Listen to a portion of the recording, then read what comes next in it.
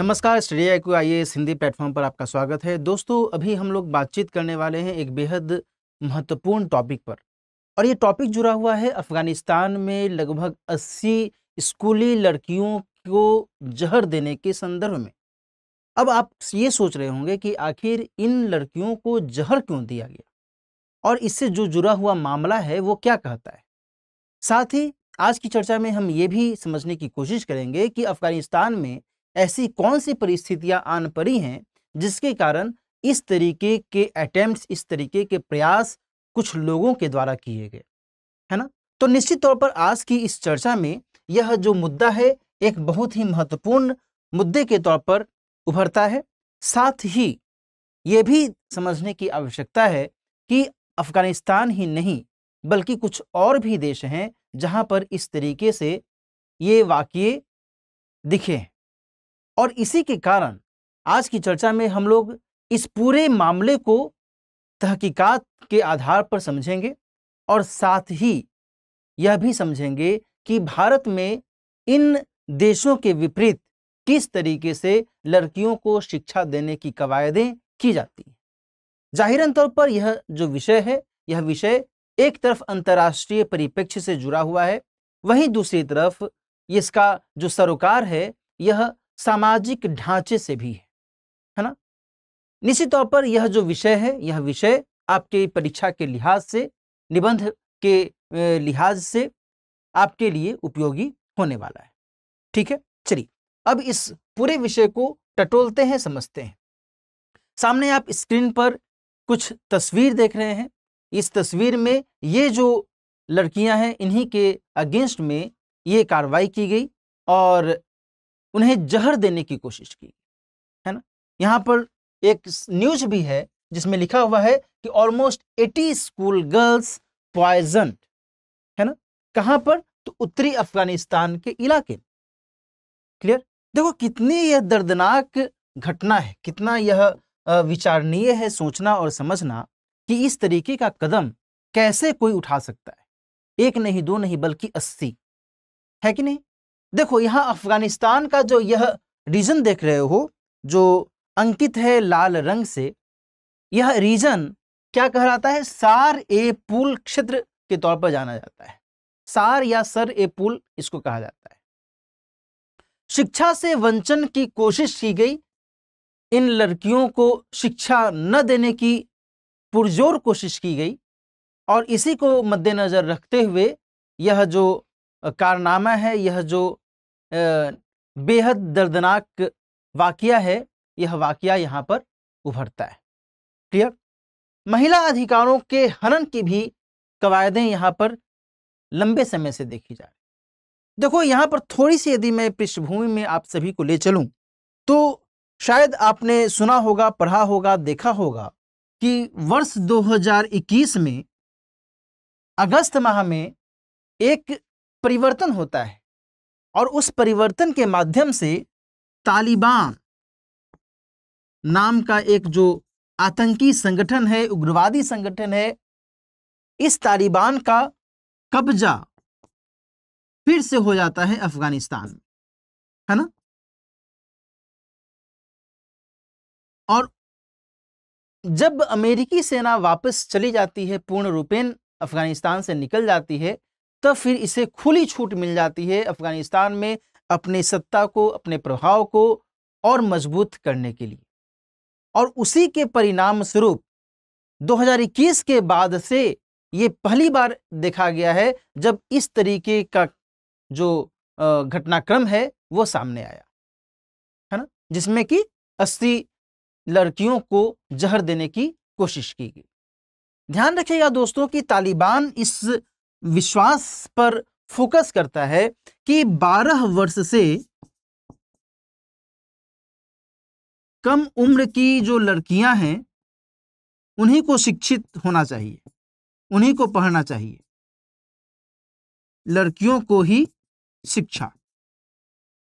उससे ऊपर के उम्र की लड़कियों को शिक्षित होने की कोई जरूरत नहीं है। और यह जो उम्र है इसके आधार पर यदि उनकी कक्षाओं की बात की जाए तो कक्षा 6 से ऊपर कि लड़कियों को शिक्षा न देने की कोशिश तालिबान के एजेंडे में शामिल है। बात समझ में आ रही है ना? ऊपर से अधिक कि लड़कियों को नहीं पढ़ना चाहिए, है ना? ये बातें यहां पर निकल करके सामने आती हैं। दूसरी तरफ जहां शिक्षा को लेकर करके ये सोच है, वहीं दूसरी तरफ महिला अधिकारों के हनन के संदर्भ में यदि हम बात करें तो जहां एक तरफ उन्हें घरेलू कार्य के लिए ही प्रेरित किया जाता है कि हाँ आप घरेलू कार्य कर सकती हैं, घरेलू कार्य करने में कोई दिक्कत नहीं, वहीं साथ ही कृषि के लिए भी उनको प्रेरित किया जाता है कि आप कृषि कीजिए। प्रेरित क्या मतलब, जबरदस्ती दबाव डाला जाता है कि आप कृषि कार्य कर लो कोई दिक्कत नहीं, घरेलू कार्य कर लो कोई दिक्कत नहीं, है ना? आप कालीन बुनाई के काम में लग जाओ कोई दिक्कत नहीं, लेकिन पब्लिक प्लेस पर या पब्लिक जगह पर काम नहीं करने देना, है ना? ये एक इंपॉर्टेंट मुद्दा उभरता है कि आप पब्लिक प्लेसेस पर कैसे जा सकती हैं, है ना? आप महिला हैं भाई, आप कैसे जा सकती हैं? हाउ डेयर यू, है ना? इस तरीके की सोच, इस तरीके की भावना तालिबान शासन में बीते लगभग 2 सालों से देखी जा रही है। और यहां पर एक बात आप और नोट कर लीजिए कि इससे पहले भी, जब 2012 के पहले भी, है ना, जब उस दौरान में तालिबान का शासन था, बीच में तो फिर वहां पर एक लोकतांत्रिक गतिविधि, लोकतांत्रिक सरकार को स्थापित करने की पुरजोर कोशिश की गई थी, है ना? तो 2012 के पहले भी जब शासन था तालिबान का, तो उस दौरान भी ये कुछ इसी तरीके की नीति को फॉलो करता था, है ना? और इसी के कारण यहां पर सख्त नियंत्रण है तालिबान का हर स्तर पर, ठीक है? इसलिए मैंने आपको शुरू में भी कहा कि इसका सरोकार, इस टॉपिक का सरोकार न केवल अंतर्राष्ट्रीय परिप्रेक्ष्य में है, बल्कि सामाजिक विकास के परिप्रेक्ष्य में भी है कि किसी भी देश में यदि आप महिलाओं को काम करने से रोकते हैं, महिलाओं को शिक्षा तक पहुंच आप नहीं होने देते हैं, लड़कियों को शिक्षित नहीं होने देते हैं, तो फिर उस पार्टिकुलर क्षेत्र में, उस पार्टिकुलर देश में जो सामाजिक व्यवस्था है वह किस गर्त में जा रही है, इसका कोई ठिकाना नहीं। क्लियर? अच्छा, अब देखो, सबसे अधिक तो विचारणीय यह है कि ऐसी स्थिति न केवल अफगानिस्तान में देखी गई है लड़कियों को जहर देने की, बल्कि अफगानिस्तान के ही पड़ोस में ईरान में भी ऐसी स्थिति देखी गई। इससे भी यदि आप गुरेज न करें, इसके अलावा नाइजीरिया, जो कि एक पश्चिमी अफ्रीकी देश है, नाइजीरिया में आपने बोको हरम का नाम सुना होगा, है ना? बोको हरम, जो कि एक आतंकी संगठन है, एक उग्रवादी संगठन है ये भी, और इसने भी अपने स्तर पर लड़कियों को जहर देकर करके मारने के प्रयास किए हैं। जो भी स्कूल जाना चाहे उनको, है ना, लड़कियों को जहर देकर मारने का प्रयास, है ना? ईरान में बीते नवंबर माह से, यानी नवंबर 2022 से लेकर करके मार्च 2023 तक की यदि बात करें तो 700 से भी अधिक लड़कियों को जहर देने का मामला प्रकाश में आया है। क्लियर? और ईरान की बात तो और अधिक ताज्जुब करने वाली है। क्यों? क्योंकि आपको पता है कि ईरान में बीते वर्ष में ही हिजाब के विरुद्ध एक व्यापक आंदोलन चला, है ना? आपने महासा अमीनी का नाम सुना होगा, हो सकता है कि शायद आप भूल भी गए हों, क्योंकि एक समय बीत जाता है तो लोग इन लोगों को भूल जाते हैं, लेकिन मुझे उम्मीद है कि शायद आप न भूले हो तो अच्छी बात है। तो महासा अमीनी के अगेंस्ट में जिस तरीके से ईरान में एक उनको टॉर्चर का सामना करना पड़ा, और उसके बाद हिजाब के विरुद्ध में, हिजाब पहनने के विरुद्ध में ईरान में महिलाओं ने पुरजोर अपना समर्थन दिया। तो उसी के रिटेलिएशन में ये कहा गया है कि उसी के रिटेलिएशन में इस तरीके से इस घटना को अंजाम दिया गया कि भाई हम जहरीली गैस छोड़ देंगे और जहरीली गैस जब उनके शरीर में जाएगा तो फिर वो मर जाएंगी। ठीक है, तो इस तरीके से ऐसी ऐसी गतिविधियों के माध्यम से, ऐसे कदम के माध्यम से कोशिश की जाती रही है कि इन लड़कियों को शिक्षा न दिया जाए, भले वो मर जाएं लेकिन उनको शिक्षित नहीं करना है। कितनी विचित्र बात है ना? क्या इससे वैश्विक समाज का उत्थान हो सकता है? क्या इससे हमारा जो एक मानव समाज है, मानव समाज के उत्तम भविष्य की कल्पना हम कर सकते हैं? है ना? ये विचारणीय है। दूसरी तरफ यदि हम भारत की बात करें, निश्चित तौर पर भारत की बात करना यहाँ पर वाजिब है।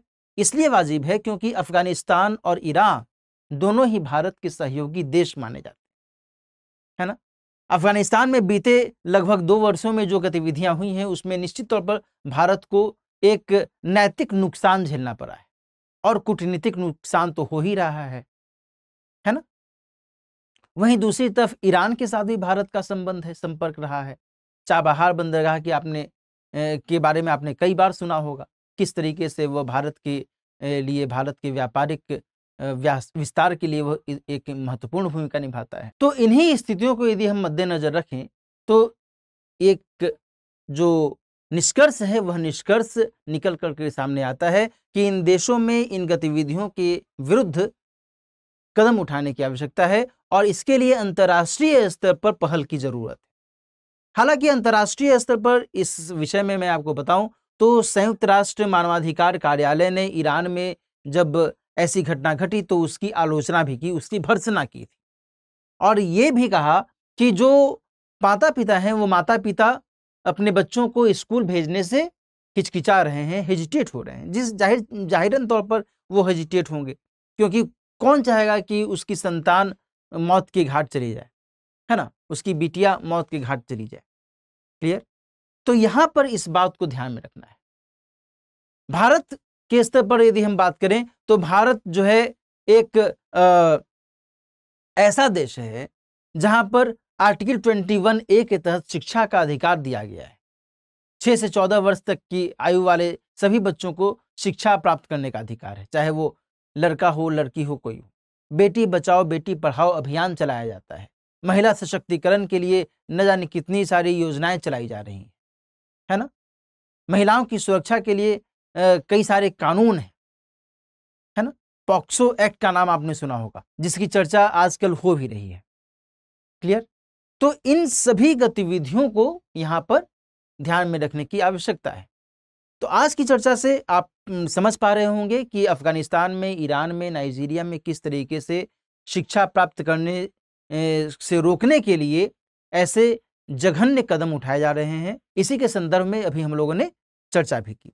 तो आज की चर्चा हम लोग यहीं पर सीमित रखते हैं। चर्चा की समाप्ति से पहले एक और महत्वपूर्ण सूचना भी मैं आपको दे दूं। कल है 7 जून और कल से एक नए बैच की शुरुआत हो रही है study IQ IAS GS foundation course के अंतर्गत। यदि आप इस कोर्स को ज्वाइन करना चाहते हैं, GS का कंप्लीट पाठ्यक्रम पूरा करना चाहते हैं, यदि आप हिंदी माध्यम में तैयारी कर रहे हैं और बेहतर मार्गदर्शन के साथ आप सिविल सेवा की तैयारी करना चाहते हैं, तो फिर study IQ IAS Hindi batch को आप ज्वाइन कर सकते हैं। इसके लिए दिलीप लाइव कोड का इस्तेमाल करते हुए 17,499 रुपए में इसमें एडमिशन ले सकते हैं, है ना? कल से इस बैच की शुरुआत शाम में 6 बजे से हो रही है। तो फिर इस कोर्स में एडमिशन लीजिए और देन फिर GS की कंप्लीट तैयारी इसके माध्यम से कीजिए। लगभग 13 महीनों का यह कक्षा कार्यक्रम है जिसके अंतर्गत 1000+ घंटे की क्लासेस चलाई जाएंगी। इसमें मैं आपको पढ़ाने वाला हूं प्राचीन और मध्यकालीन भारत का इतिहास और साथ ही अंतर्राष्ट्रीय संबंध। तो यदि आप मुझसे पढ़ना चाहते हैं, यदि आप मुझसे जुड़ना चाहते हैं तो इस बैच को आप ज्वाइन करना न भूलें। मिलते हैं किसी और टॉपिक के साथ किसी और समय में। तब तक अपना ख्याल रखिए। All the best.